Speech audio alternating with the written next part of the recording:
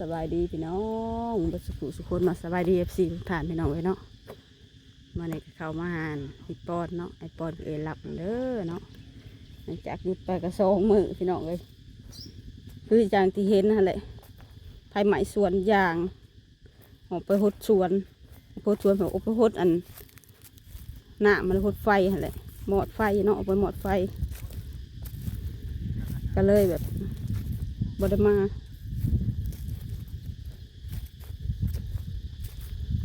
เบิดเถื่อเบิดแห้งพี่น้องเมื่อยลงทุนไปหลายปียางกำลังงามกำลังเป็นตะแยงแต่ว่าไฟมาใหม่บาทนี่เอาจนมองไปไก่เมื่อวาน อยู่เพื่อนทำออกไปแต่เบาลาออกไปทำใจยากเสียดาย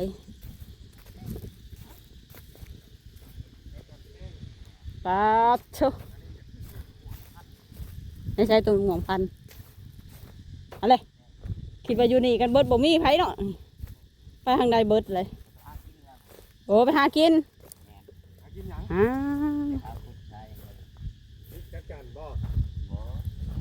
เต่าสบายดีพ่อ สบายดี จะมาเห็ดยังก่อนนี่ ดูเดา อยู่เต่า โดย อันนี้ไม่เห็ดดูคือว่าเห็ดขวดกันเมื่อวาน ตุ๊ก ว่า หอนคักกันเลย เอาลงวัด จะพ่อกับขวมันเนาะสบายดีเด้อไอ้เจ้าก่อน สบายดี คนว่าเจ้าอัดเตาฉันดอกจุเตาเนาะ โดยแล้วก็พื้นลง ดูเดา พอเมื่อวานนี่เห็นนั่นไอ้จอยประส่งไปว่ากำลัง แมนคน หา วัดเอาลง กำลังเก็บแล้วเอาลงอีกเนาะเมื่อวานนี่ โดย เนาะ แมน หายฐานบอกเมื่อวาน โดย ตัวนั้นกระจุคือกันบอก บ่ติดแล้วจะ ที่แล้ว โอ้เราเห็นหลังคามุงคักแน่เด้อบาด มุงแล้ว คนตกเนาะ ไปกันเบิดเลยบ่ โดย หมดกับไปนำกัน แมน เออ เราไป ไป ไปคุดกระปูบอก เพื่อหาเกียรติเพื่อหาคุดแข้ง ฝนตกบ่เมื่อวานนี่ ตกกับบ่แห้ง แม่งไม่ยังจะปลาในน้อง ใช่บ่มีอ่านะ มีบ่ โดย พอเราแฮมาเลย ลองเบิ่งในว่ามาแต่หน่อย เขาจะเอาไปแต่เช้าคือบ่ โดย แฮมาได้หมื่นนี่เด้ จากละสิมาจากหมู่ มาแล้วตลอดชีวิต ระบาเจ้าบอกกล้าลงดอกขนาดมีปีก แดนปิงบ่ เว้ย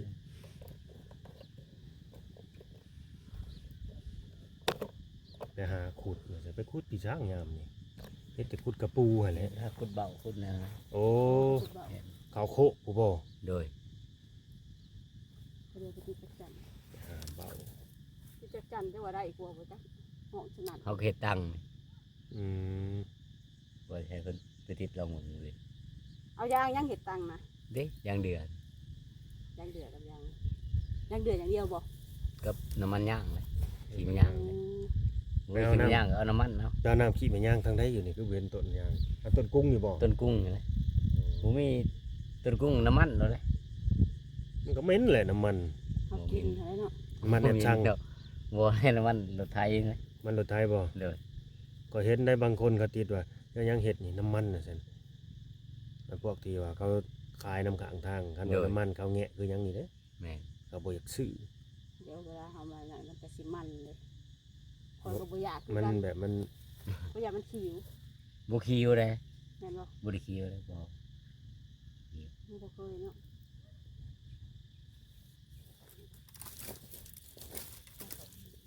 กินข้าวกินน้ำแล้วบ่ กินแล้ว ได้ยังกินข้าวเช้า ต้มเขียด เออฝนตกแห้งบ่ แห้งเติบ บัดทางบ้านผู้บ่ตกทั้งบ่ตกอีหลีอยู่บ้านบัดทางมานี่เพราะว่าน้ำเต็มไห้เต็มคันบางบ้าน แม่น บัดเจ้าผู้ไฟไหม้ยางบ่ไปตกห้ำให้ซ้ำ ไม่ลายบ่ แต่แม่นโซกบ่เขาข้างคอยคัก ไม่ลายบ่ หลายเติมนะเป็น100 200 บ่ตายแล้วเนาะ ตายสิเหลือบ่ยาง3 ปีน่ะ อ๋อ สักก็เฮ็ดแล้วข่อยมา แม่น พูนคล้องกับคล้องอยู่กูจะได้เงินฮะ ก็อย่างนี้เนาะ กูจะได้เงินก็จะได้เงินอยู่เจ้าได้บ่ได้คล้องบ่ บ่ได้คล้องแหละ คือว่าถามหาค่าส่งค่าสร้างก็ได้กระถึกหนึ่งน้อง เออ ปอนผู้หนึ่งบ่ว่าถามนี่ โอ้ได้ เว้นเขาเอาหยอกน้ำบ่าววะ ยังหัวกบบ่น่ะผู้ โมแม่น นี่นะนี่ตกปลายังขึ้นนี่ ปลาดุกปลาเค็งเนี่ย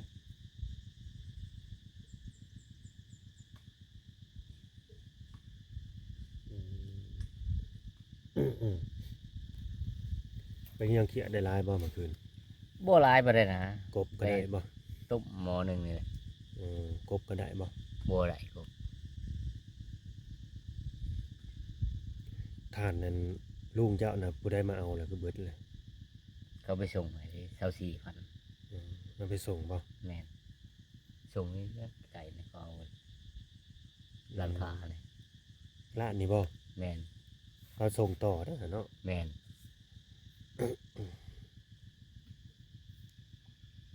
ช่องไอ้น้องเพิ่นบ่น่ะ แม่น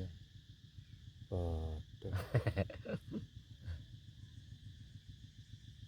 แล้วมากองไว้เฮ็ดหยังก่อนนะฮะ เอาออกมาทิศติ ก็ลงบ่ได้ที่ใหญ่กว่า หรือว่าสิแก่มาเตาเพิ่นพี่ บ่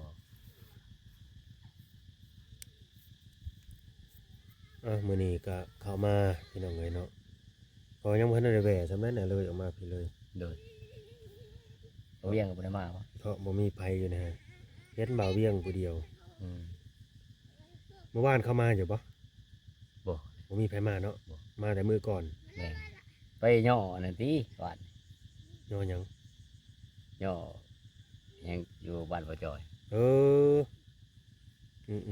แม่นคือจะว่าบ่ได้ย่อคือจะว่า เพื่อนนั่นลูกสาวเพิ่นน่ะบ่ไปย่อเพื่อนลูกสาวเพิ่นบ่ บ่นะบ่จอยนี่ โอ้ บ่จอยชาแนล ย่อเพื่อนบ่าวจ้อย แม่น อืมย่อมันก็สิย่อจักต้นนั่นน่ะ หาต้นเนาะ จำพ่อจังบ่เห็นเขาเนาะ แม่น ไผ่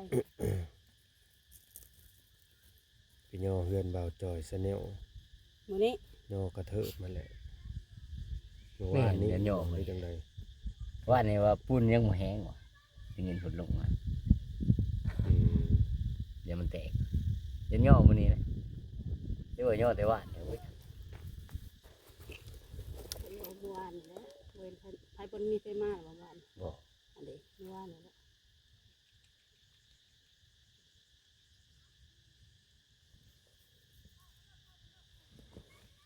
เปลี่ยนแม่เลย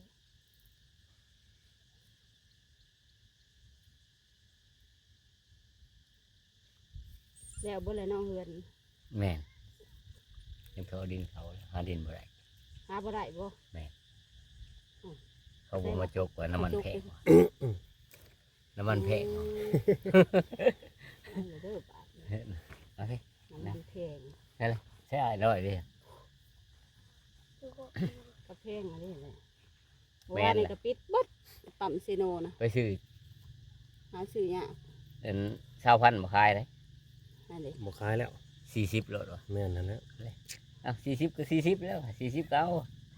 ในปั๊มน่ะบ่20,000บ่ขายน่ะ แม่นแม่น เขาก็บ่กบเลยเนาะ20,000 แม่นบ่ขายรถจักรก็แม่นบ่ขายเดี๋ยวนี้บ่ได้แล้ว ตะกี้นั่นได้อยู่เนาะ แม่นแค่นี้เขาบ่ขายแล้ว อืม ปกติเขาแล้วกดตืดไปบาทหนึง ตักมัน 40 50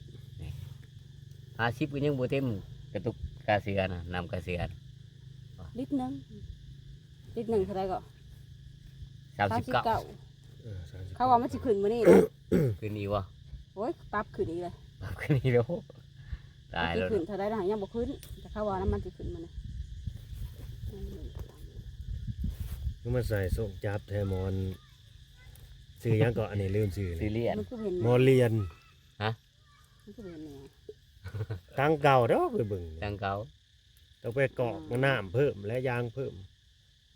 แต่ปีแล้วนี่ แม่น ตังแต่ปีแล้วนี่แล้วปีนี้แล้วก็ไปกรองใส่เพิ่มธุรกิจมือ เนี่ยกี่ไรหานั่นน้ำมันมาตัดพื้นอีก แม่นแพงนี่ในวันกัน แบบนี้ราคาทานมันต้องขึ้นได้แบบนี้ แม่น ก็ตามหลักน้อยปอนเนาะ แม่นเลย ตามหลักนะเพราะว่าทุกสิ่งทุกอย่างมันขึ้นเบิดหั้นนะพี่น้องเอ้ย ขึ้นน้ำมัน น้ำมันแพง ค่าขนส่งเนาะ ค่าขนส่งคันว่า พวกที่ว่าส้มไส้นะพวกที่ไส้อุปโภคบริโภคพวกไส้ทงไส้ถ่านนี่ต้องคิดเห็นเฮาแล้วแบบราคาก็ต้องขยับขึ้นนั่นนี่ก็เจอมาแล้วแบบนี้ปัดเวลาเฮาอยากขายลีนี่มันจำเป็นเลย เด้อ ขายสำเก่าก็ แม่ ขา ค้าย น่ะใช้สมาเอาอันผ่านอัน นี่เพื่อนเขา ห้านนั่นก๋วยเตี๋ยว ทานก๋วยเตี๋ยวนะ โอ้ พระเจ้าน่าสิมีแบบ เดี๋ยวเขาส่งต่อนะ ผมบ่แม่นเขามีฮอดรถโจกบ่ไว้ปอนน่ะหรือว่ารถนั่นบ่ บ่ พวกมารับเมาซื่อ พวกมาลำเมา ๆแล้วมาพักอยู่หั่น แม่น บางทีเขาติดต่อมาเนาะ แม่น เขารู้จักกันไปติดต่อพวกนี้บอกว่าเขาบอกมาจกนะ แม่นน้ำมันแพง อ่า ชอบมึงแล้วเขาแลนแถวทางนี่หรือแถวเห็นปอกเขาให้เขาแลนมันสองให้ ดินนั้นดินดำนะบ่ บ่ แล้วดินนั่น นี่แหละ ดินแดงดินนี่เฮานี่แหละ อืม ดินไปถมเฮือน ดินเข้าเฮือนน้ำมันแพงคันมันบ่คุ้มค่าเขาก็บ่อยากจก เออ แบบจกหลายๆเนี่ยนี่น้องใหญ่ๆเนี่ยนี่ว่าน่ะเขาเอาอยู่แล้ว ดินนี่ก็สิบ่ได้อีกราคาเก่า คือเขาจกดินขายเนี่ยนี่ ยันบ่ได้ใช่มันจะ500 บ่ได้บ่ได้ ยันบ่ได้อยู่ บ่ได้เพราะว่ามันแพงแล้วเขาก็ขึ้นน แม่ ำขนาดเฮาพวกเบิกหน้านะเนาะเขายังขึ้นเลย เออ ทีแรกคุยกันไว้แล้วราคานี่บัดนี้มาเพิ่มขึ้นน้ำมันแพงเขาอะ บ่เห็นเขามาจกก็ใช้เอาอยู่ไฟนะเอาอยู่นู่นตัวนี้ อืม นี่เอาอยู่นู่นตัวนี้ ให้เขาขูดไว้ว่าเห็นให้หน้าเลยนะ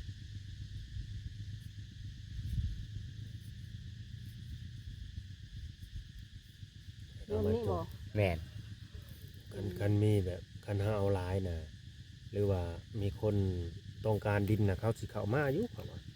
เก่าแล้วมันก็บ่ได้ไกลกัน แบบมันกระเทินนั่นนี่นะคือสมมติว่า เอาสิเอาแต่ในเฮือนนี่จ้ะ เขาจะเอาแต่ในเฮือนดำมัน4-5รถนี่มันกระเทินเขาได้ 8รถแล้ว 8รถก็ 8รถกับเขาก็คิดแล้วเกือออกค่าเขาอีก แม่น ปืดออกมานี่ก็เบิดเลยเออมันต้องเอาหลายๆรถในประมาณจัก4-50รถแบบนี้ แม่น บ่แม่นแต่ของเฮานะคนอื่นก็เอาแบบนี้ คนอื่น แม่ เขาก็ แม่ ซื้อน้ำคือกันนั่นแหละ เขาก็เอาดินไปขายแบบนี้นะ ชอบมึงเขาเทข้านนี่แล้วนะ อืม เพื่อนหลัง เพื่อเขาสิเอาเข้าคือกันเนาะ แม่ แต่ว่าเฮือนนั่นผู้เฮือนเกิดหลายลีหลายหลังลีนี่แต่นี่เข้ามานี่ แม่น เป็นคลิปแบบว่า มีแต่เฮือนปูนทั้งนั้นเลย เป็นรังใหญ่ มีแต่หลังบักใหญ่พี่น้องเลยพี่ลึกว่าเขาเจ้ามีเงินอยู่แถวนี้เหลือแต่ไอ้ปอนแล้วยังบ่ได้ตั้งขึ้นเลย แม่น เสายังนอนดึงๆอยู่ ถ้าแม่นจะตั้งขึ้นก็กระสีนับซะอีกนี่หลังนึงนี่ก็ดี 1 2 3ก็นับออกไปหากะหลายหลังเลย6 7 8เข้าไปเลยก็เจ้าแบบว่า ปีโจปีงามมานะคือสีแม่นพี่น้องเอ้ยก็เลยแบบพากันตั้งเสาเฮือนขึ้นเด็กยกย่อไว้หั้นนะย่อวันเอาเดือนมัน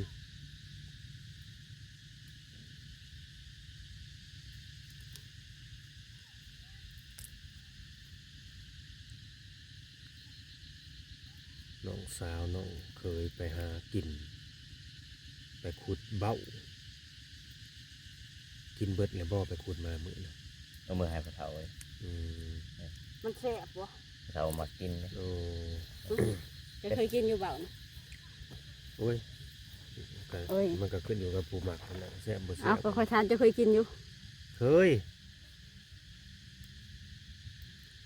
มันก็นางกุจีอย่างเงี้ยแซ่บแต่มันเป็นอันดับแรกก็เป็นดวกแล้วก็เป็นนาง เคยกินแต่โตมัน มันแก่แล้วมันก็เป็นตุจีบาทเนี่ยตุจีใหญ่น้อยปอน แม่น อืม ตัวดำคือลือหั่นแหละ สิกินนะตัว ครับคู่มือนี่โอ้หายากเด้อกุจีใหญ่บ่ได้อยากเห็นเด้อ มั แม่ น น อยากรับแนว มันอยากดับเลยพี่น้องเอ้ยแม่งกุจีใหญ่นะ แต่เก่าโอ้ยควายเนี่ยมันจะอึดหยัง ทำสีเอามาเล่น แต่เก่าก็มีอยู่ มันบ่อึด ก็จะเห็นนั่น ขุดมาเล่นแต่ยังน้อ ขี้ ย ควายน้ำโคกน้ำป่ามันจะมีโลดดอกตัวหนึ่งหรือว่า2 โตวหั่นนะกุจี ควาย ใหญ่ น้อยควายใหญ่ เดี๋ยวนี้บ่ค่อยอยากมีแล้วอยาก แต่ ดับ ว่าจุดจีใหญ่มันจะมีกับถูกกันควายหั่นแหละจุดจี อยากดับแล้ว เจ๊กไรเขาบริไปหาขุดว่าเขามันอยากดับ บ่ดังบ่เห็นบ่มี เขาบริไปเลย บ่ไปก็เห็นแต่น้ำโคกน้ำไห้น้ำหน้าฮะต้องไปเบิ่งอยู่ในคันว่าอยากเห็นกุดจีใหญ่นี่ผู้ใดที่ว่าผูกงัวผูกควายไว้กลางทงนี่ไปเลาะเบิ่งรถสิมีควายมันอยู่บ่ มันบ่อยากมีหลายนะเดี๋ยวนี่ก็ดำตัว สีดับไปนำบ่จักเนาะ แม่น เลี้ยงก็ดีคิดเบางยักจันนะกว่าถ้าที่ห้องสนั่นเนี่ยมันกันหน่อยลง มันห้องละปีหนึง ปกติเขากินจ ก็ น บ่ เบื่ ได้ อ กิน แล้ว อยู่จัง เขากินเบื่อเลยแต่ละปีอันจะจันเป็นปีนี้ยังบริกินเขาก็หอม แต่ตลาดนักก้อยหลาย ตลาดนากอยบ่ แม่น ทางไหนตลาดนากอย เด้ไปเด้ตลาดใกล้สิออกมาแต่ซิโนนี่ ตลาดมันนากอยบ้านหน้าผู้ แม่นมันน่ะ ยังบ่เห็นดอกปีนี่ ยังบ่มีเนาะ ยังบ่มี มันเฮาก็ออกแค่คือกัน บ้านเขาก็มันเขาก็ห้องสองสามมื้อนี่บ่เขายังบ่เห็นไปขายเนาะแต่เก่ามันห้องอีกเขาขายแล้วเนาะ ยังบ่หลายเฮ้ย เยอะมันยังอยู่เทิงบ่มัน แม่ อยู่ปลายอยู่ไปแต่ละเขาติดไปถึง กุ้งหลายอยู่แค่ บ่ ที่ร้า ฝนบ่ตกฝนบ่ตกแล้วมัน ฝนบ่ ก็ ต บ่ ก ออกนี่มันฝนตกแล้วมันก็เริ่มออกแล้วล่ะบาดนี้ แม่น เริ่มขึ้นมาแล้วแต่น่ะดิน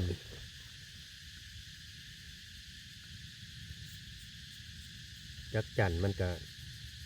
อยู่พื้นดินพุ่นเวลามันน่ะนะบนอาเสือก็เสือได้พี่น้องเลยมันขึ้นมาแต่หนาดินพุ่นได้เวลามันไข่มัน ฝนขึ้นมา มันเบา แม่นสิตำข้าวโพดนะ อืม ในร้อนไปครัวก็ได้หลายเติบกันเอาแงมแหละ กลัวนางมันบอก แม่น หาบ่เป็นดอก มันอยู่ในข้าวโพดเนี่ย โอ้ มันอยู่ในหวานได้มุมไหนเคยอยู่ไปหานะเคยอยู่บ่ อยู่ในข้าวโพด แล้วโลดไปกิน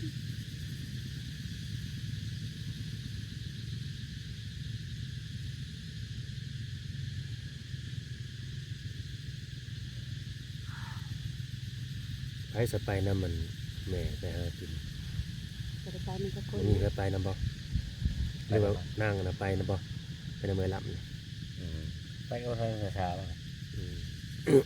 พอเขาบ่ไปนั่นน่ะดีเลยนะมันเดือด บ่ไปแล้วแดดผู้ใหญ่น่ะไปบุญนำเขาแล้วผู้ใหญ่น่ะ บุญหยัง บุญบ้านเฮาตูบนี่บุญบ้านเขาอยู่ไหน โอ้ที่เขาขึ้นป้ายให้น่ะบ่ แม่น คือว่าบ้านนี่ยังคำสว่างนนสว่างนี่ แม่น บุญนี่ยังเข้าน่ะ บุญประจำปีเขาเนาะ อืม บ้านน่ะมันอยู่ในบ่ แม่นอยู่ไหน อืมไปหรือไปใกล้บ่ไปหากิน ไกลเติบเลยไปฮะ โอ้ไปทางนี้บ่ แม่น เหมือนมา อั บ่ นเด้ ถึงกรุ๊ปฮะ อันนี้อันนี้จะซี่ไปกับแม่นโลด ว่าแล้ว คอยเห็นแต่กรุ๊ปบ่แม่นมาแล้วบ่ว่าแม่นอะไร โมแมนนะ ฮะ โมแมนบ่แม่น บ่เรือแหละ3คนผู้ย่างข้างหลังน่ะก็2แล้วนายจอยก็เมียอะไรทั้งหลังผู้ แม่นล่ะ แบกไปช่างมานำอีกอันน่ะ แล้วมันงูแล้วนะ เออ ปาไปเบิ่ง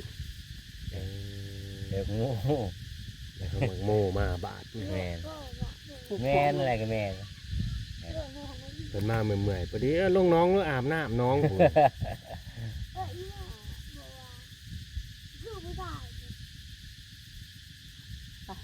ไปเบิ่งกัน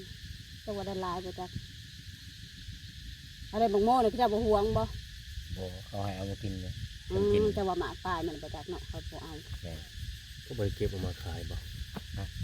พวกนี้ไม่ได้เก็บเอามาขายบ่ เจ้าของเขาเนาะ เจ้าของสวนน่ะ ท้ายเขาก็จะลดส่งลด กินก็ให้กินเนาะซ้ำกินเนาะ แม่น โคนให้จอยแดดหลังกงมาเลย